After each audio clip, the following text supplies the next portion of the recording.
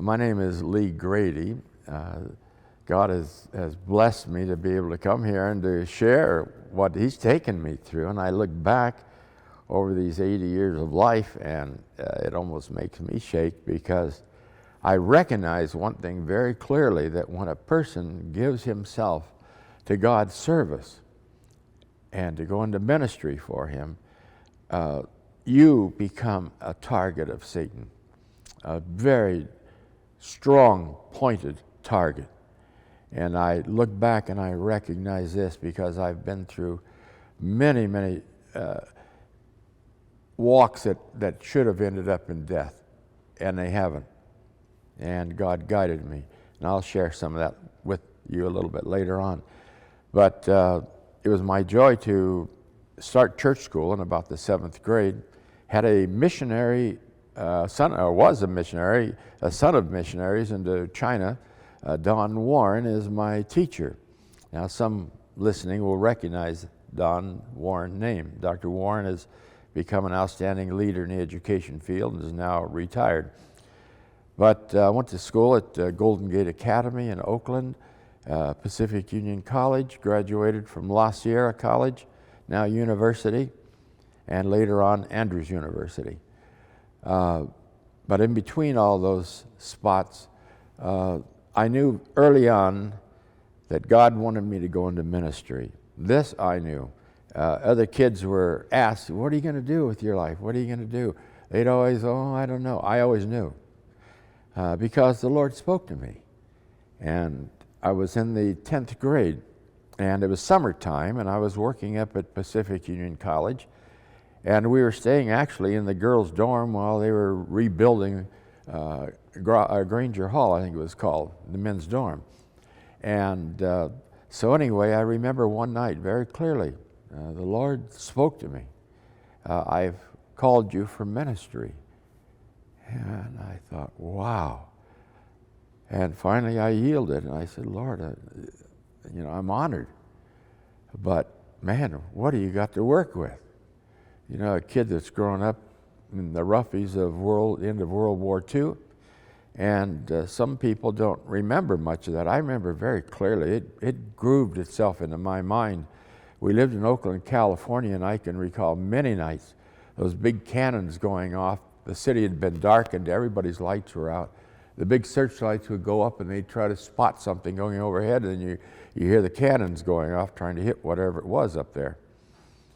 A lot of people don't know what took place during those years. But what I recall, first of all, we're seeing these banners in people's windows, first of all telling by the color of it what area of service that young man was in. And pretty soon it turned out to be one of your buddies at school, his brother, our father, and taken off to war. And war became very real, in that we'd see huge caravans, convoys they called them, going through the city of Oakland to the port. And these are huge cannons and trucks and bulldozers and tanks and all kinds of war equipment. Well, for a little kid, our pictures that we drew in our color books at school would be you handling a gun and shooting Tojo. And that was grooved into you. Out on the playground, if the siren went off, that meant you ran for the nearest bench and you dove under it, or if you could make it to the garbage can, you dove inside. So this made real war very real to us.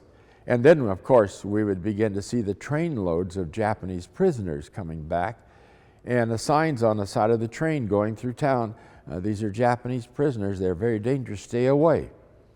And, of course, they had bars over their windows, but you didn't get near.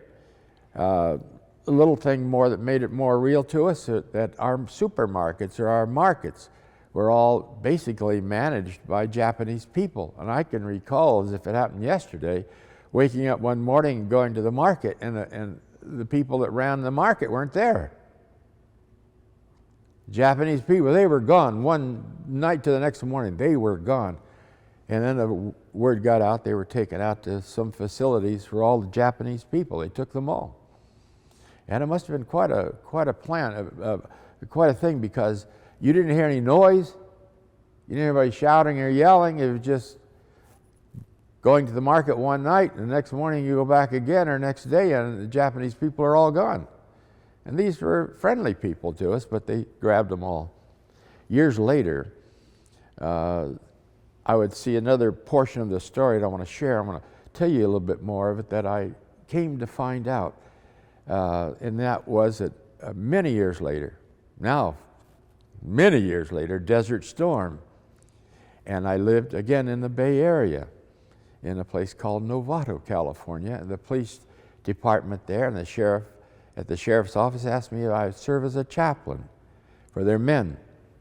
And so I did. And one night, I'm going to just share a little, this is a side clip for your story. But one night, right there at the Golden Gate Bridge, the officer, it was my time to ride with this particular officer, and he said, well, you know, nothing much cooking tonight. He said, I want to show you something. And for those of you who know the Bay Area well, you know, as you're going from Marin County, going across the Golden Gate Bridge to San Francisco, just before you go across, there's a tourist sighting, a place you can go and park your car and look down and see the bay. And of course, the Golden Gate Bridge. Well, being in a squad car, the big wooden horses are up and saying, do not enter. That didn't apply to us. And we went on through. And the officer said, I want to show you something. So we went up in there, and of course it's dead black. Went back, way back up in there. There's tunnels, there's dugouts up in there, where trenches and trails that were down in the ground several feet. The soldiers could walk into and go right up to the edge of the mountain there and look right down onto the Golden Gate Bridge and the water right there. Well, there were huge cannons. The tracks for these cannons are still there. And all we had is flashlights, but we could go and walk all through there and see these tracks and to see where they stashed their munitions, the whole thing. Then as we left, we went in our squad car over the backside, looking down into a valley, which is a military base there.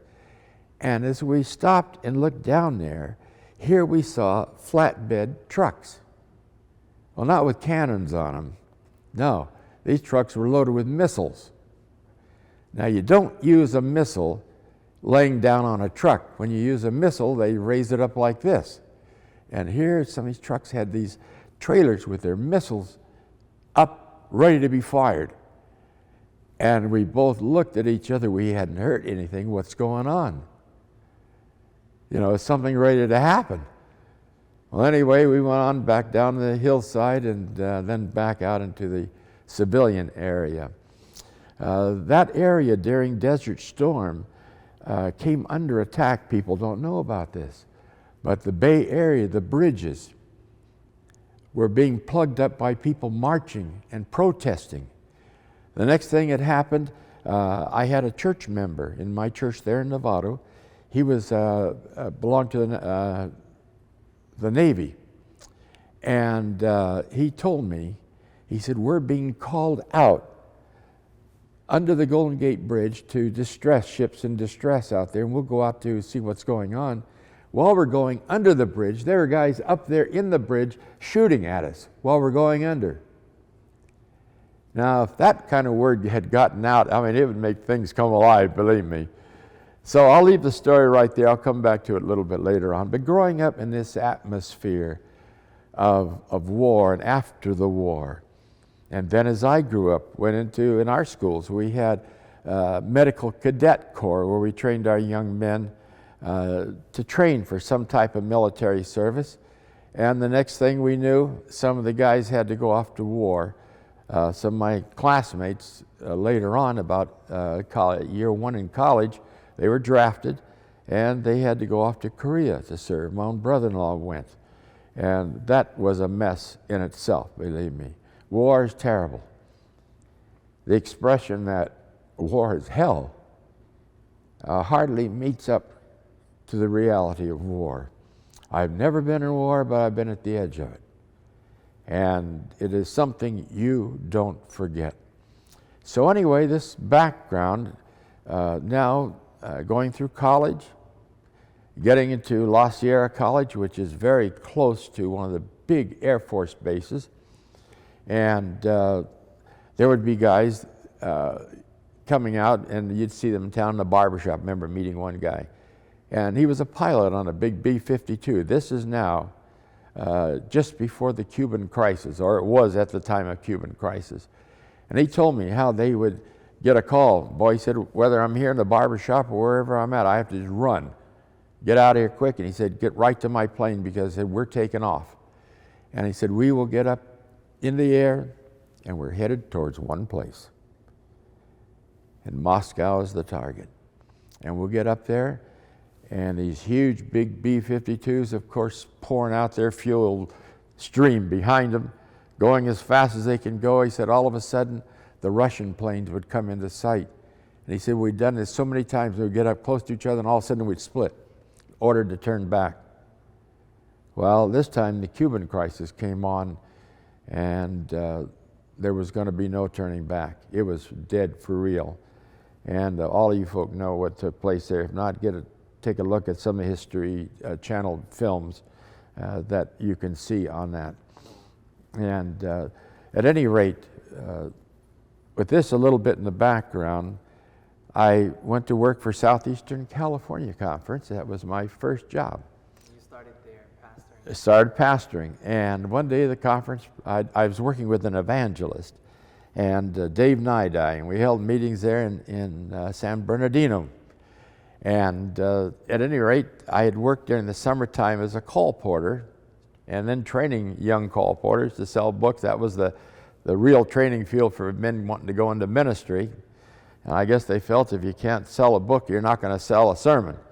So at any rate, one day the conference president called me in. He said, Lee, he said, you along with 4 of the young guys, conference has decided that we're going to send you out into virgin territory. Start work on your own. And he said, these are the places. And one was a place called Poway, which is suburbia for San Diego. And a beautiful, beautiful area, beautiful valley.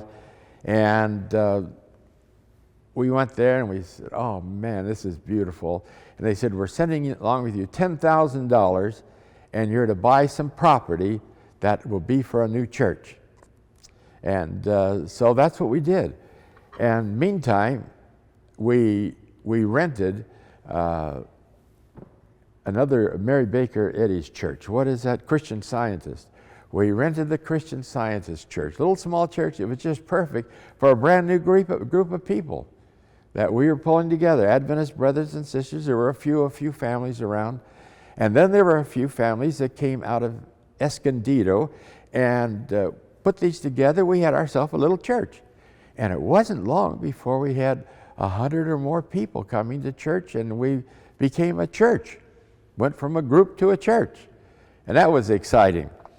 So at this time, we really did. I wasn't listening well to what was going on, but the Cuban crisis was whipping itself up. And with the Cuban crisis, if you can imagine, all of a sudden, you're being called into a ministers' meeting in San Diego, and all the pastors came. We had an Adventist chaplain, and the pastor started asking the chaplain questions. Well, tell us what's really happening, because some of us have church members that work in the shipyards, and ships are coming in, having a hole blown in the side of the ship or props knocked off. What's happening out there? And they said, well, between here and Hawaii, the Russians have subs, and they're letting us have it. And this thing is heating up. Well, right about then, something happened. And that was that afternoon I went home. I was telling my wife about the meeting I went to. She said, oh, there was a man from town. He says he's a businessman. He's asked you to be at a meeting at a certain place. He said, in fact, it's extremely important. And so I went. And here are other pastors from the town, little town of Poway. And we went there, and this guy says, all of you fellows know me as so-and-so, the guy that has the camera shop. Well, he said, I really work for Strategic Air Command. And he said, you know, this wall behind my front of my store, he said, behind that wall is loaded with radios. I'm in contact with Strategic Air Command 24/7.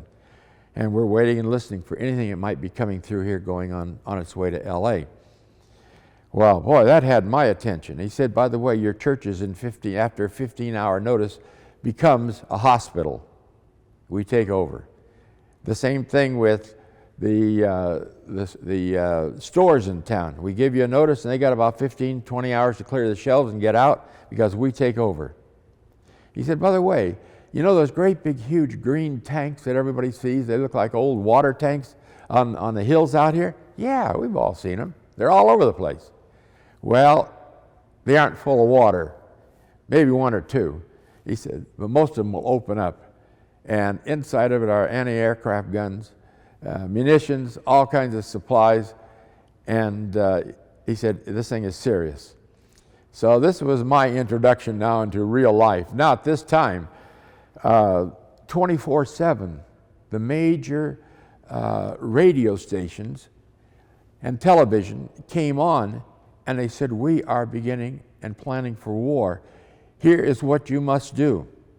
We could come under attack any moment. Go to the bank, get your money out, go down and buy stocks of groceries, basically canned things, get a supply of water, and be ready to put your mattresses up against your windows, put tape across your windows, and if anything shatters, at least the glass won't go flying through the house. And this was going on 24/7. One report after the other, just boom, boom, boom. And you talk about wire a place, you are going to wire a place.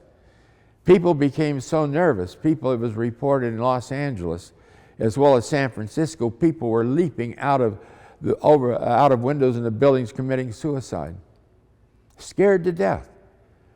Well, about that time, the conference decided this young intern, it was time to give him a church of his own. So they wanted to give him a desert experience. And so they sent me out to Blythe. Now, all of this is going on. And if any of you know geography, where Blythe is, you leave Southern California, you go out the highway. By the way, you go through hell. Population is 7. And it has a hand gas pump there. And I imagine the place is still there. But you go through there and you got 100 miles. And you make sure you take water with you when you go through, because you can be in trouble if your car breaks down. So we got out to our new church, and the first thing that happened was people just went panic that people from Los Angeles were just going to flood the place. And so all the guns in town were sold, ammunition. Everybody was arming themselves, not against the Russians or anybody in there, arming themselves against the people out of L.A. coming in to take over. And so we decided we better organize, and so we started to organize, and then we had a church school, and we had a group that would take the children, quickly take them to home. Someone had to take care of the elderly people, and what are we going to do for food and all that stuff? We started putting together a plan in the event that the horrible thing would happen.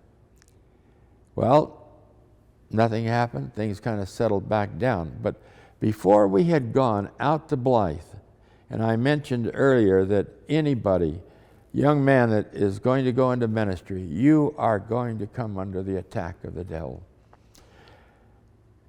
It was while we were living there in Poway.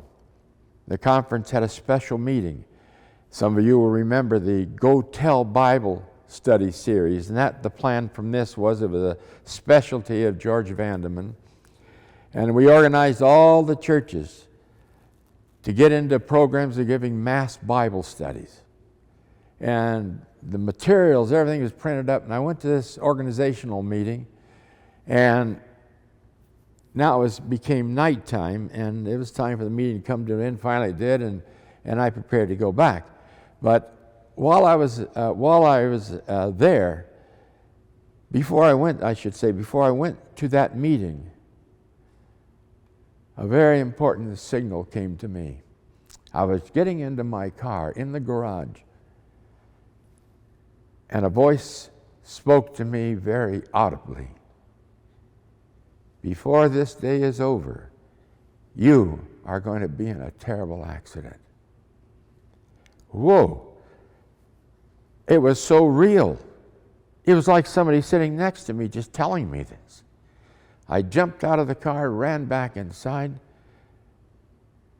called my wife, the children, and we had 2 little kids, and gave them each a hug, and you know, you kind of want to say to yourself, oh man, this is crazy. And I ran out the door and jumped in the car. On the way, I should say maybe 15 miles, I was coming up over a little hill, and all of a sudden someone was there, and boy, I laid down rubber. I skid that car. I happened to have an Oldsmobile 98. I can't remember what year it was, 62. It was built like a tank, but thank goodness. Well, nothing happened there, and I was very alert, and I drove on up to the meeting there at La Sierra College. At noontime, my brother, who's also a pastor, Bob's a little older than I am, and we were meeting together and went to lunch at the dinner table. No one could see it, but a voice spoke to me very clearly. Before this day is over, you are going to be in a bad accident. Oh, my antenna was up the second time around. Well, the meeting was over with. I had just bought a big case of Bible study slides, 3,500, I think, of them. And I gave a lot of Bible studies. And this was so I could have visual aids. An outstanding series that they had worked up, and I bought the whole thing. And I had a new camera. I had it all in the trunk of my car. And my wife had bought me a new shirt, and I had some neat-looking cufflinks on, I remember, and I took all that off. I left the meeting, and I drove maybe for a half hour. I said, you know, I think I'll stop at this little grocery store and go in there and get something to eat. Came back out, and a voice spoke to me again. Said, before this day is over, you are going to be in a bad accident. Button your collar back up, push your tie up, put your little tie clip in up here. Put your cufflinks on. And it was in detail. And 3 times around, there was no hesitation. And so I did all that, putting my lunch over in a seat. I remember rolling the windows down. It was warm desert time. And was going down the road, whistling and turned the radio up and trying to make sure I knew what was going on around me. It's a 2-lane road, Highway 12, going down to San Diego, up and down these dunes. If any of you have traveled over that area, you know what I'm talking about. Went past Hemet. There was a gas station on my right side. Went up a little dune and down the other side. And here was something with no lights on down at the bottom of this dune. And I took that 4-door hardtop and I hit the brakes and then eventually threw the car sideways to keep from crashing into whatever it was there. And the rest of it I don't remember much of, but there was a refrigerator car loaded with avocados coming over the dune the other direction, and I went over into his lane and I hit him in his duals, and the tractor separated from the trailer and the trailer laid over on its side. And I went into it, and it spun the car around, and I ended up with the back of my car down in a ditch. And not even realizing what I'd hit. I thought I hit whatever it was in front of me. And when I came to, there was a young Baptist pastor leaning over me. Well, what he saw isn't what I thought was around me. And he said, are you okay? You're kind of bloodied up. Yeah, I said, you know, my wife got me this new shirt. Do you mind? I'm going to take my cufflinks off. By the way, here are the keys to my trunk of my car. I said, I got Bible study slides back there. I just bought them, 3,500 of them. I said, would you mind taking them to your home along with the camera? Because they're going to disappear out here. And no, he said, fella, you don't have to worry about it. They're all over the highway. They hit one on top of the other, and they went like glass, and it's covered all the highway. They're all over the place. But somebody went to the work of gathering up these Bible study slides. I lost, I think, 3 or 4 out of that mass. We took those slides with us later on to South America when we went there to serve as missionaries. Anyway, I was taken to the hospital. The ambulance came. And, of course, I didn't see myself. But the ambulance driver saw me, and I used to drive ambulance when I was in high school. And I said, you know, I'm seeing I'm kind of bloodied up. You guys are seeing me. Do you think I should go to the local hospital or over to Loma Linda? A little further. You're going to Hemet Hospital right here, and we're getting you there quick. I said, no kidding. Yeah, don't move. And so when I got to the door of the hospital, the emergency door, there was a doctor waiting there. He said, we didn't expect to see you come in here alive. Well, he took and set me on the table, and they started opening up my shirt and all that stuff. And he said, I'm going to tell you something, fella. God has blessed you. He said, if it hadn't been for your collar and your tie, he said, it's glass in the windshield. You went into the windshield. That's pre-safety belt day.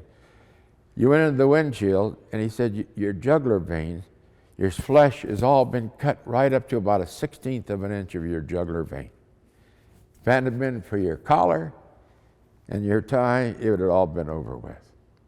Well, I was grateful to the Lord. And so they started picking glass out here and there, and finally I had to go to the restroom. I said, I need to go in the restroom. Yeah, go in there. And I looked in the mirror. I couldn't believe it. My head looked like a watermelon. And then I knew I was in trouble. I remembered an accident that had taken place up at PUC some time before, and I was a student there. And one of the young Hawaiian family was traveling up through the hill, and they somehow or another, I don't know what happened, but they ran into a huge redwood tree that was right alongside the road, and everybody was really injured. And one of the boys was taken to the hospital, and he said, you know, I'm doing okay, but he died that night because his spleen was ruptured. They didn't catch it. Well, that was in my mind. And I said, Lord, if you get me through this thing, I'll go any place. I'm yours.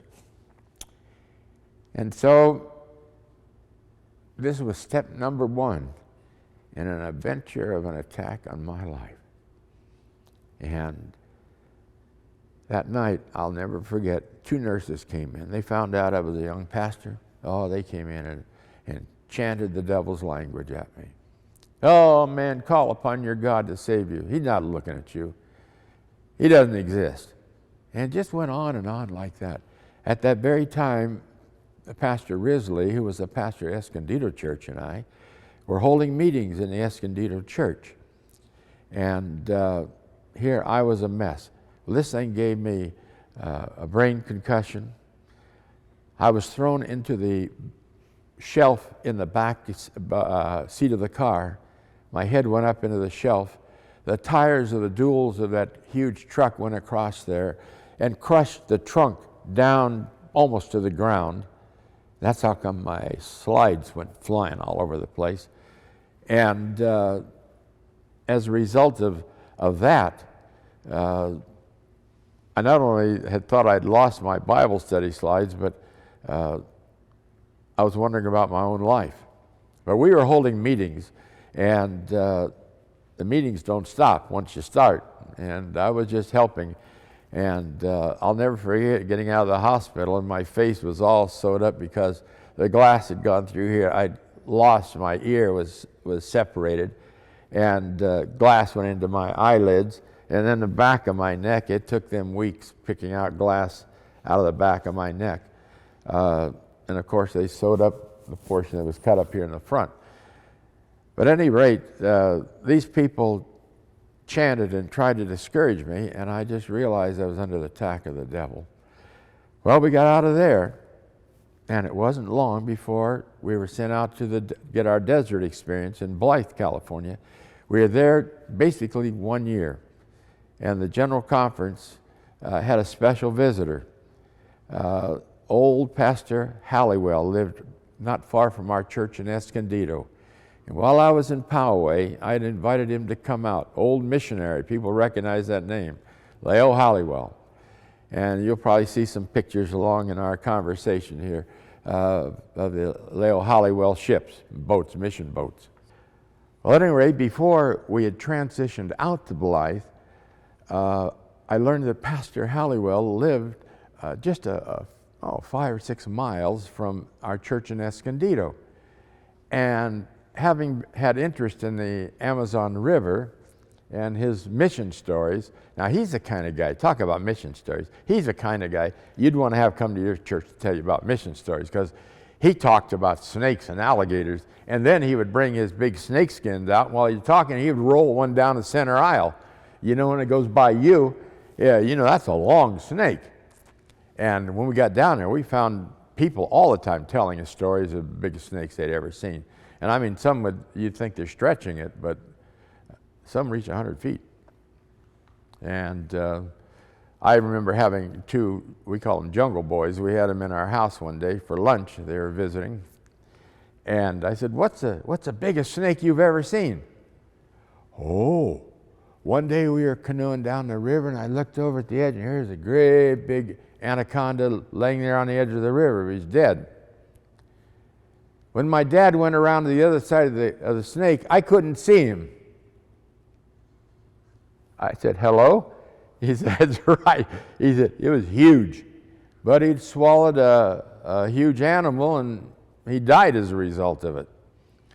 But even to this day, you'll have people tell you about snakes, big snakes. I've had some big snake skins that I brought back, 20, 30 feet long.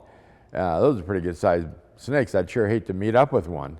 In fact, one day, we were visiting some fellows down near the wharf. They had a shop there to repair motors, and I was down there with one of our mission boats and its motor.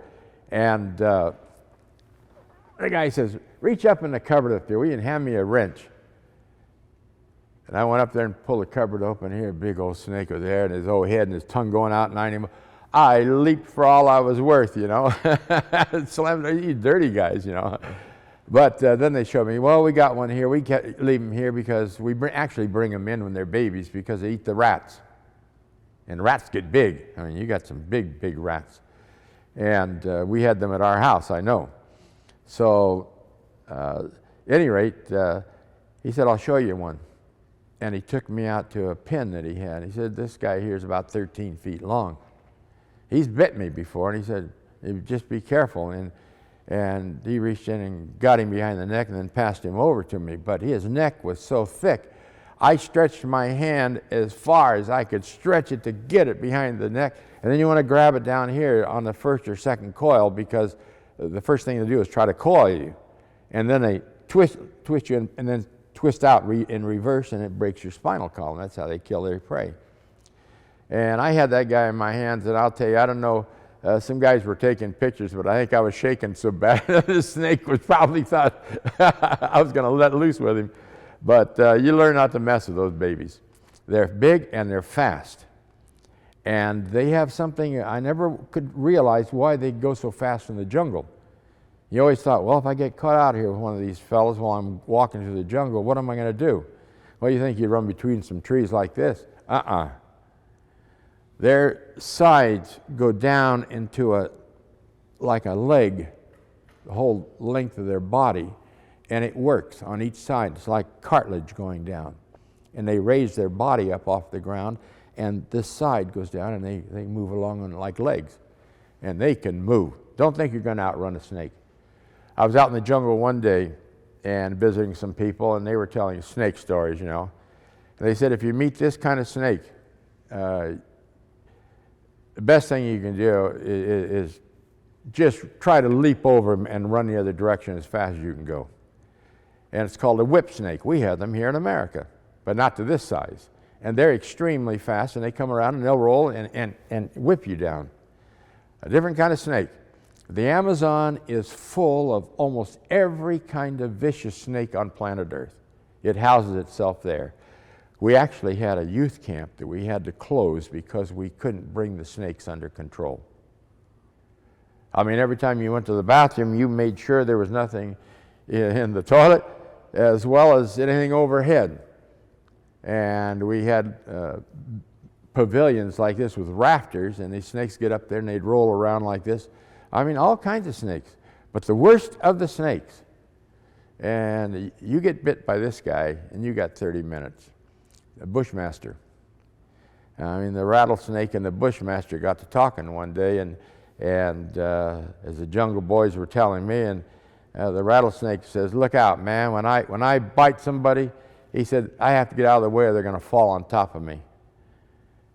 The old bushmaster said, "That's nothing." He said, "When I bite somebody, I just step aside because he's going over."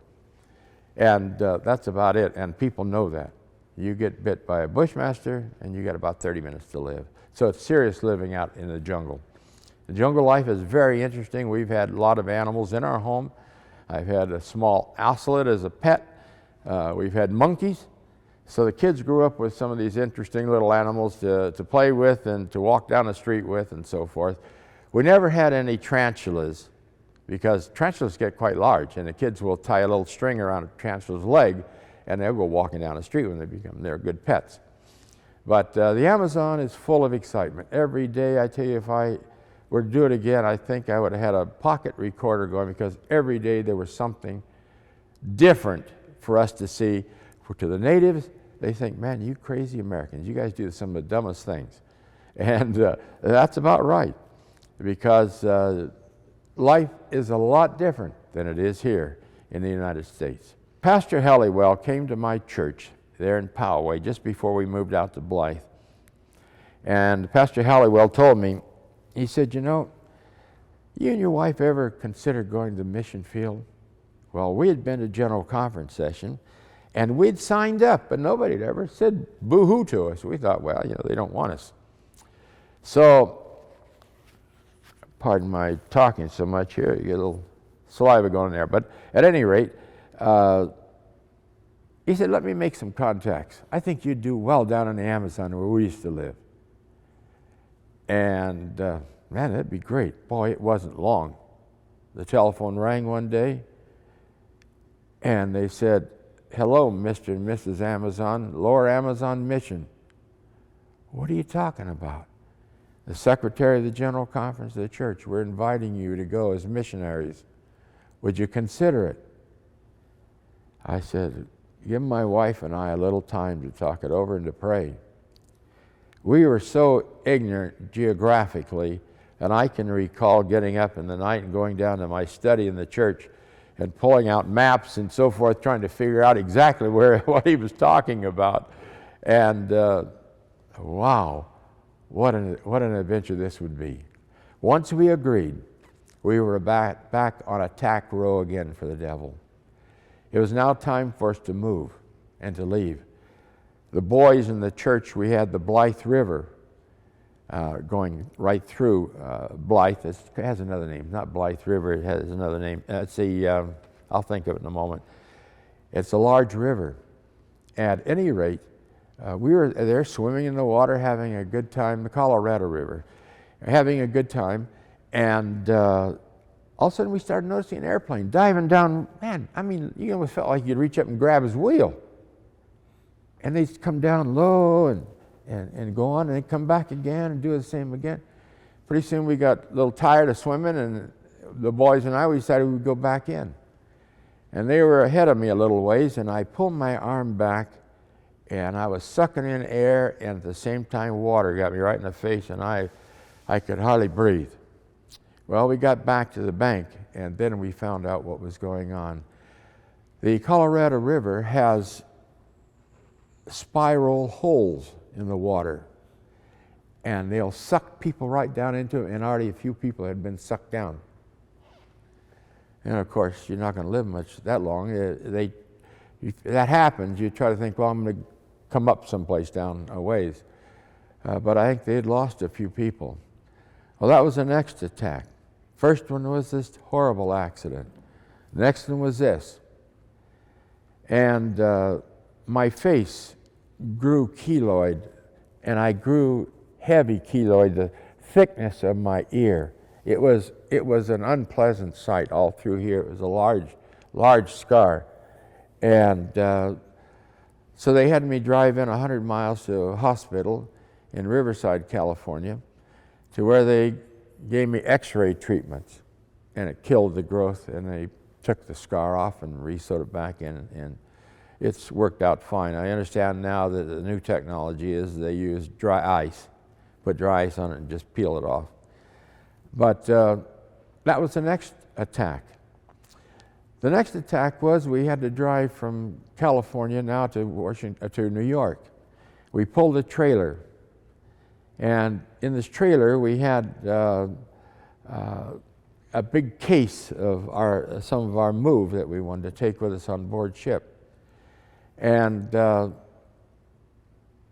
I got into Ohio, and I didn't like the looks of this U-Haul trailer tire, big 6-ply tire, 8-ply. I didn't like the looks of it. It looked like it was rotten.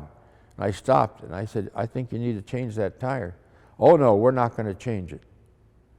A few miles that tire, as I was going down a mountain road, highway, that tire blew. And that trailer went from side to side like this, and finally ended up flipping itself upside down and lifting my car right off the ground. Cars, of course, traffic coming down the hillside, they're not knowing what's up ahead. It was a dangerous moment. We got out at sea, and I remember, never forget, my uncle, dear Uncle Bill. He was the inspiration of the house when it came to missionaries. My Aunt Dale and Uncle Bill Phillips, they went to be missionaries right out of college. They were married and did their honeymoon on the ship and went to South America. My Aunt Dell told me years later, she said, I didn't want to tell you kids this. It would discourage you. But I'm going to tell you now. Here we were, a young couple, and your uncle was the auditor, and he would go away doing his tour of South America. Sometimes it would be an entire year before I would see him. Now that's sacrifice. Tremendous sacrifice. And he said, I didn't want to discourage you, but we just pray the Lord to be with you.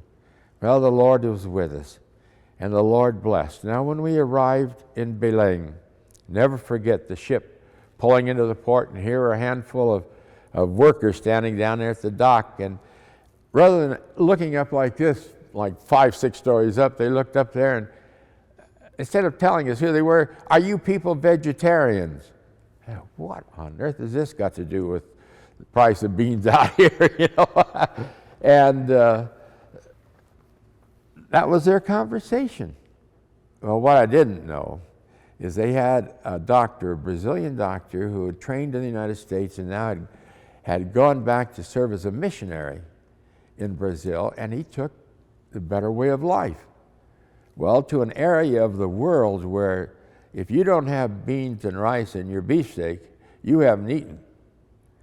And the back porch of the little hospital, 40-bed hospital, the back porch of the hospital was a slaughterhouse.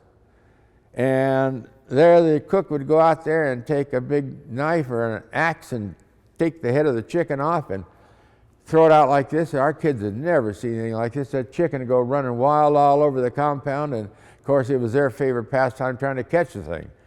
You know, it was a new life, a completely new life. But we were introduced to a whole new adventure in our life that we never suspected would come.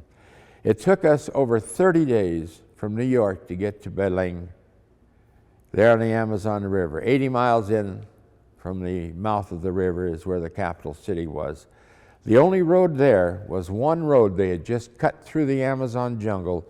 Today it's called the Trans-Amazonian Highway. Then it was 2 bulldozers side by side. And they went up mountains and down, and that was the road. And believe me, we went over it a couple of times. That's an adventure that you don't want to put aside. It's got to be told, because what an experience. My first time across there, I had an Indian fella come running out the side of the road naked, threw a spear over his shoulder, and he came running at me like he was going to let loose of that spear. I'll tell you, I just laid over in the seat of that old Volkswagen bus and stomped that thing into the floorboard, hoping that this guy wouldn't let loose of that spear. But we got down the road and looked in the mirror, and he was still standing there. But this was life. We saw all kinds of wildlife on the road. And so the Amazon jungle became our new home. and we traveled out in it, and all kinds of experiences. If you can ever experience crossing rivers, the natives putting tree limbs under your bus and lifting you up and then take you across, telling you to stomp the thing to the floorboard, and you don't want any water come up your exhaust pipe, and take you across. I even had them carry me up a waterfall like that. It wasn't very high, but it was a waterfall.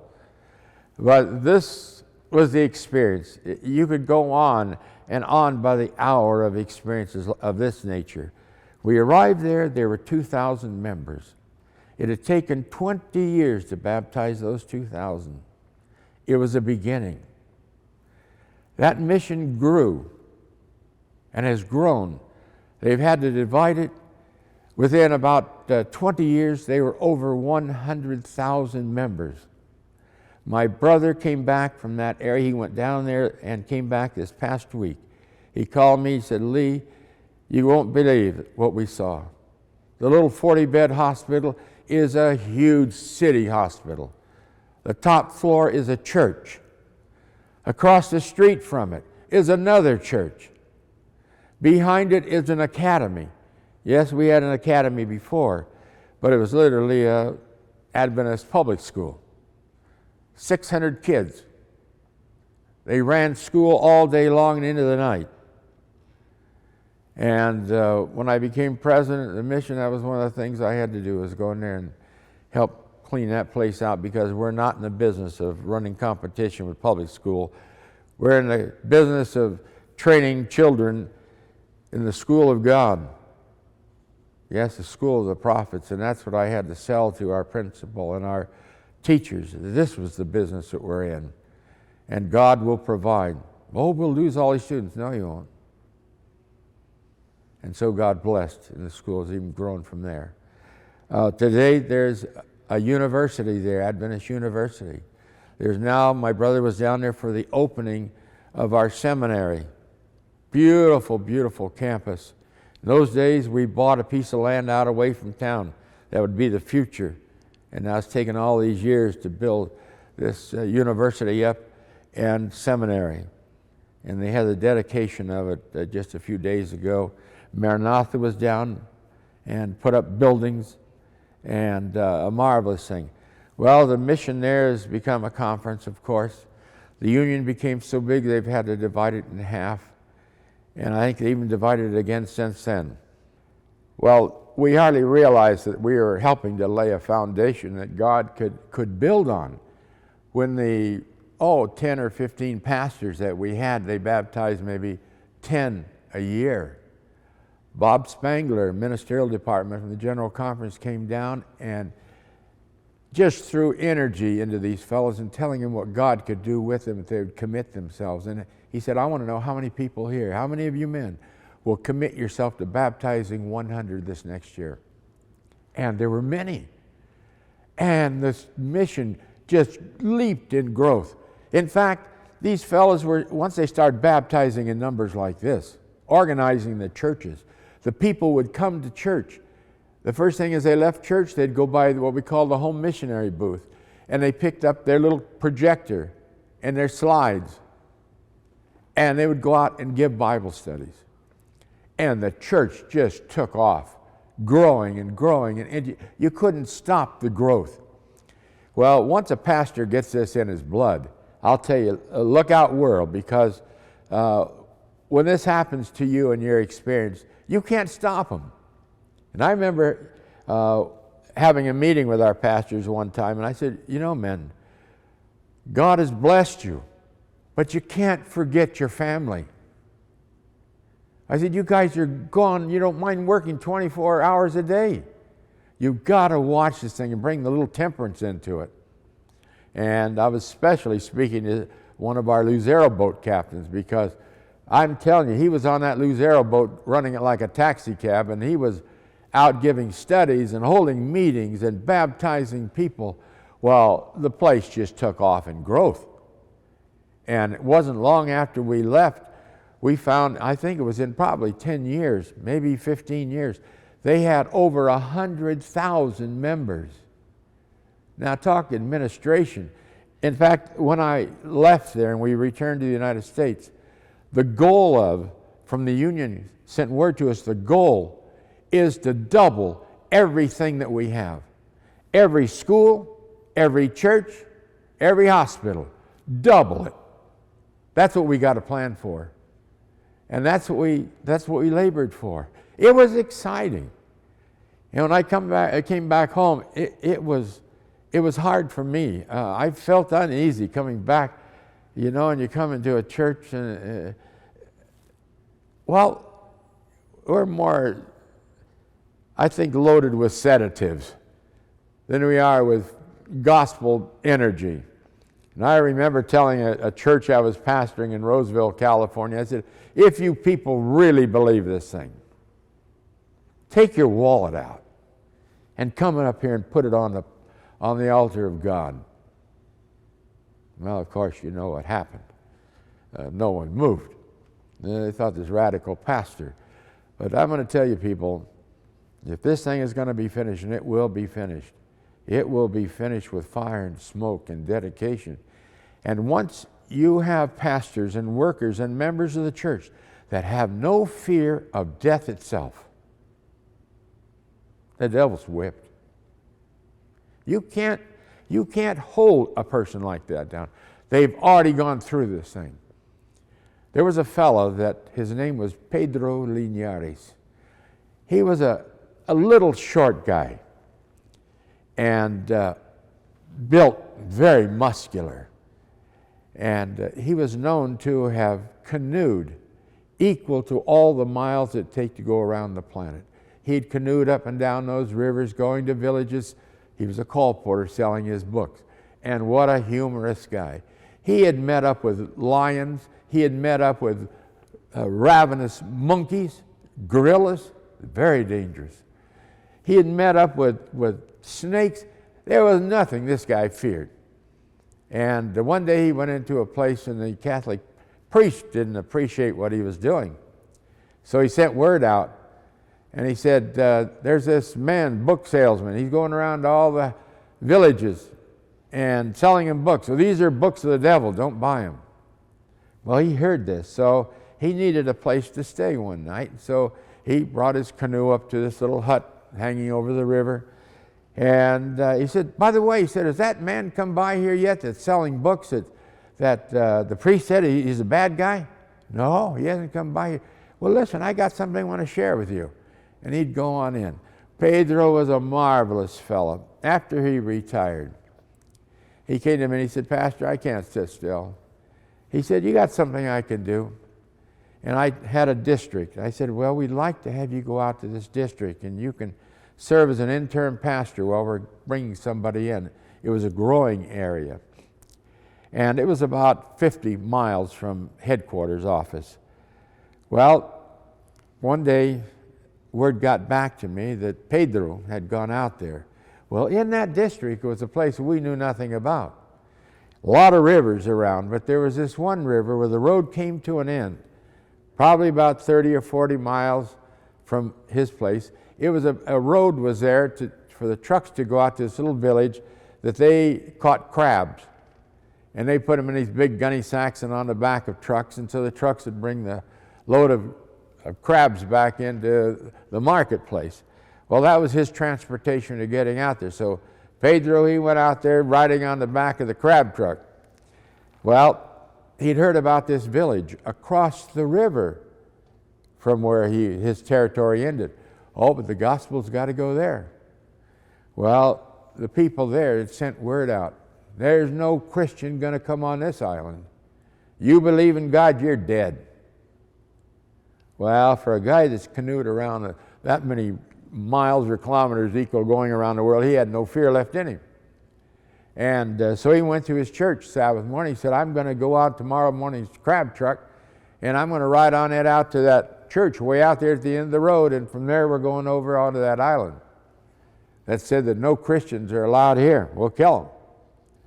Now, when jungle people say we're going to kill you, you better take that dead serious, because they don't mince with words. Life is just that way there. And so he got on the back of the truck, and by the way, he told the people Sabbath morning, anybody here going to go with me? Oh, yeah, a lot of people. We'll go, Pastor. Nobody showed up. So he got on the truck, and he went out to the end of the road. Here we had a little church. And this little church was small, maybe 30, 40 people came to church there. And he called all the people together. He said, I'm going across the river to that village, and it says they won't allow Christians in here. Anybody go with me? Well, one little girl raised her hand, 12 years old. I'll go with you, Pastor. All right. Let's get in the canoe, go across the river, and let's make our way back into that village. Well, Pedro took off, and the canoe went across the river, a little girl with him. On the other side, they found a horse, a small horse, a mule. They have saddles there you and I have never seen before, and I rode one of them. They're square.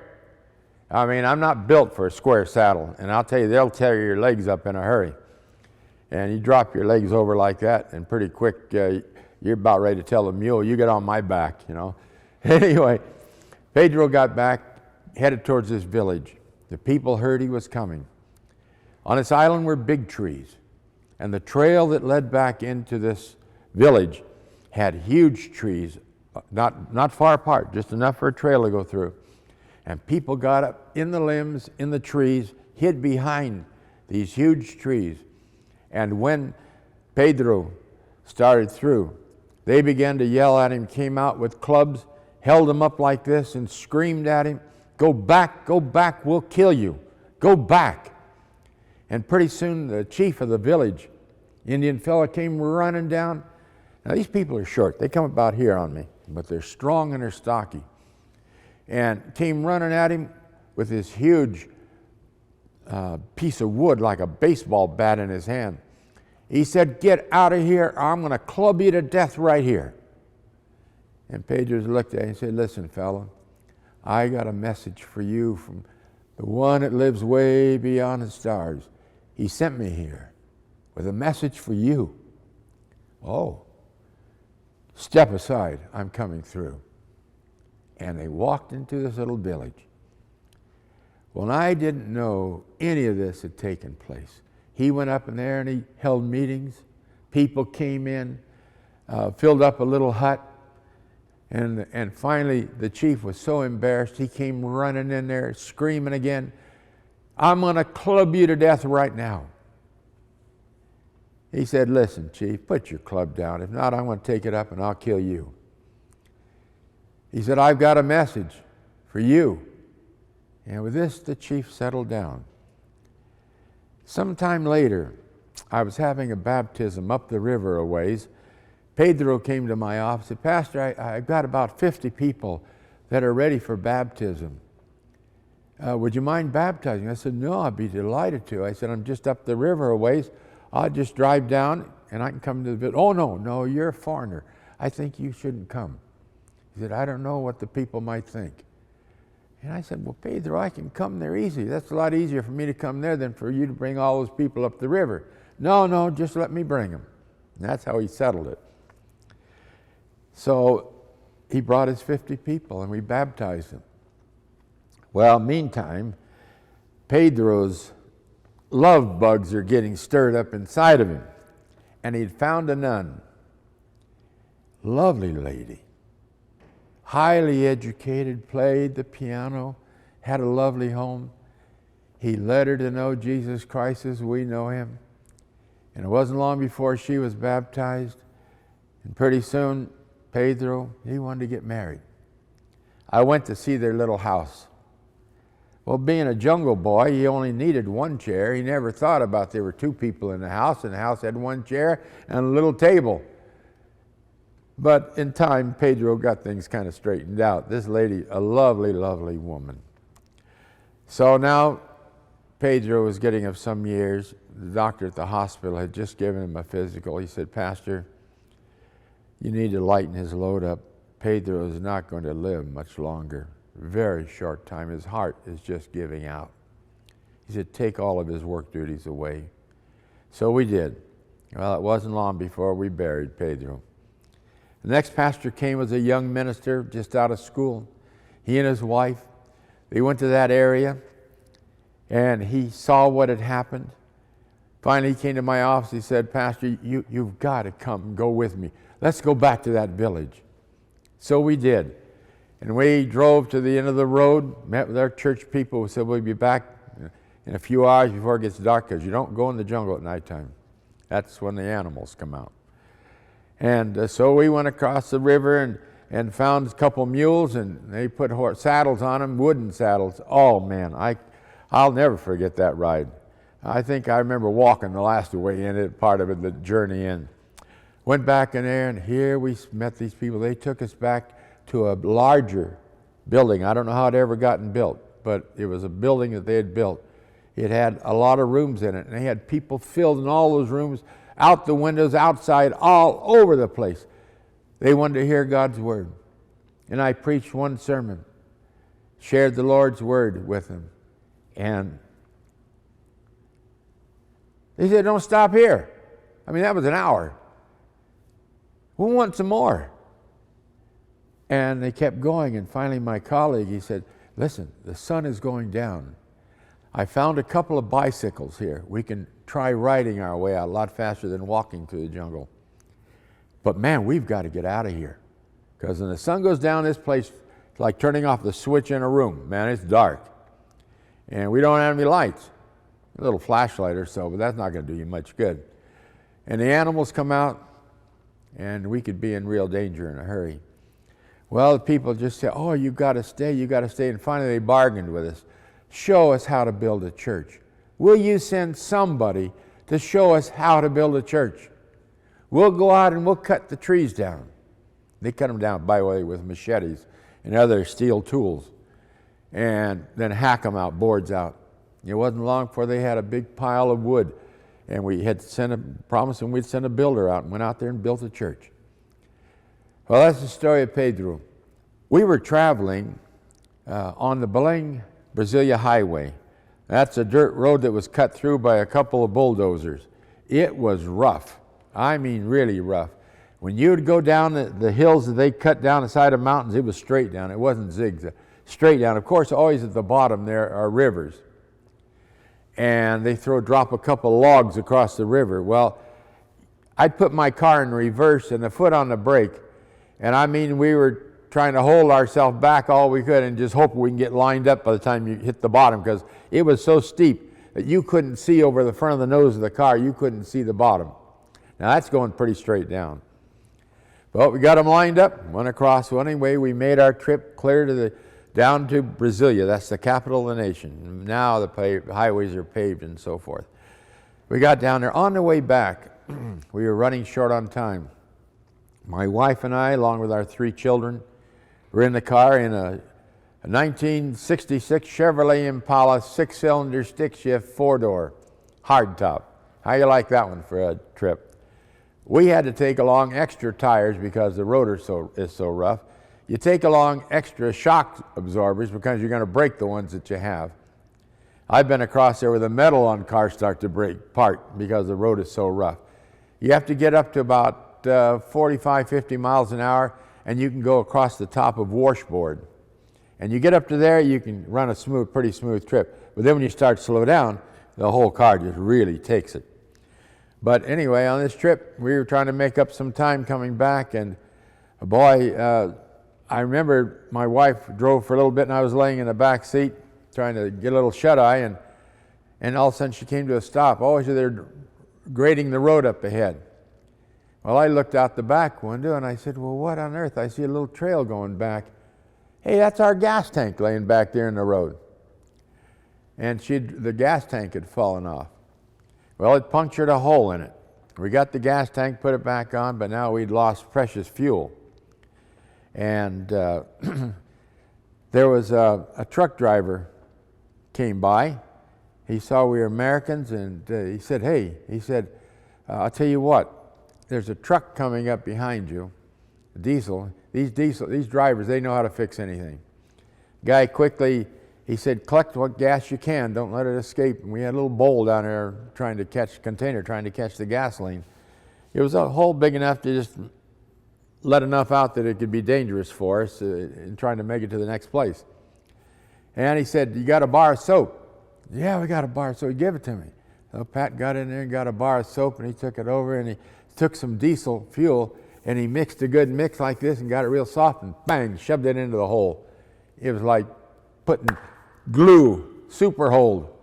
It didn't come off even when we went to get the thing fixed. It was still stuck in there good. Well, we made it to the next village, and we said we better keep going. We got it welded up and we took off. Well, I found that truck drivers don't drive at night. There's a reason. We were gringos, we didn't know any better. And we were driving. And our eyes were getting so glassy, you didn't want to stop. But finally we saw a little tiny light, candlelight, way up ahead. I said, "Pat," she was driving. I said, "When you get up there, stop. Let's ask the people there if we could hang our hammocks up. We could sleep for a little bit." So, sure enough, we got up there. I'd rolled the window down. I was on the passenger side. And I was just starting to talk to 3 men that were standing there when a truck, a big truck, came the other direction, stopped. The man jumped out of the car, out of the cab, came running around the front of our car over to my side and spoke to us with a German accent. And he said, "Leave, and leave immediately." And we just, there was no hello, good evening. He gave us a command. I looked at my wife. He saw we were hesitating. He said, "I told you, leave, and leave immediately." I said, "Pat, put the car in gear. Let's get out of here." We took off. We looked back. Saw 3 men standing over here by a little fire. There was no truck. There was no man. There was nothing. Well, we got up to the village that we were going to, and they had little cabins there we could stay in. And Pat was in fixing the beds and getting the children settled. And I went into a little restaurant, and here a lot of truck drivers are in there having their little drink and talking and so forth. And they saw I was a gringo, and I began to talk with them. I said, "What do you guys do? Do you ever stop at night? Drive at night?" "Oh, no, we don't drive at night." I said, "You don't?" "No way. This place is dangerous, man. Banditos." And that word stood out like this. Banditos? Oh, yeah, people disappear. Can you imagine a gringo Yankee family, 3 little blonde-haired kids, 2 young people, a car that's worth a piece of gold in that country, that in this country here, that when we bought it at the Chevrolet dealership, the guy said, "This thing doesn't have enough power to get out of the driveway." They wondered what in the world we were going to do with a 4-door hardtop stick-shift 6-cylinder Chevrolet. And we told them where we were going. They don't have gasoline that'll handle. Our gasoline there was 60 or 65 octane. We always had to mix some other stuff with it to make it go. We tried to get aviation gas. And it made such a difference. The car, otherwise it pinged something terrible. Anyway, we left that place and we looked back and we said, "Lord, you sent an angel to watch over us. Thank you." And we made it home. Now the young men sing this. You're considering ministry. The journey's just beginning. Because I'm going to tell you, when you give yourself to God, He's going to take you any place that He wants you to go. And I say to you, if you're willing to surrender yourself like that, no conditions, you're going to have the adventure of a lifetime. And after 58 years of ministry, I can tell you that. It'll be a joyful, at times sorrowful, but knowing that God is chief. God bless you till we get to page 2.